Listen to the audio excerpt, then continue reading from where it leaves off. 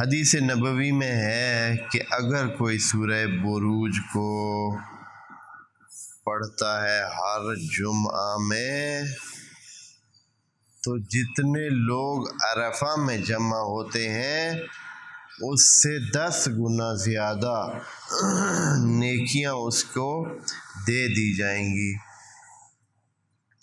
یوں سمجھیں کہ یہ جو ہماری نیکیاں ہیں ایک قسم کی کیش ہے، جو کسی کے پاس ہو تو وہ بہت سارے فوائد اس کو بھی مل سکتے ہیں اور بہت سارے گناہوں کا بدلہ بھی ہو سکتا ہے۔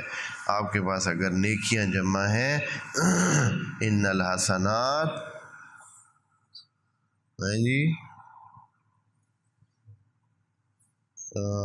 آگے لفظ ہے یا یبدل ہے یا یم ہی ہے کہ وہ تبدیل کر دیتی ہیں سیئات کو۔ حسنات جو ہے وہ سیئات کو مٹا دینے کا باعث بنتے ہیں۔ بہت سارے جن کے گناہ ہوں تو حسنات کا ڈھیر اپنا لگا لیں،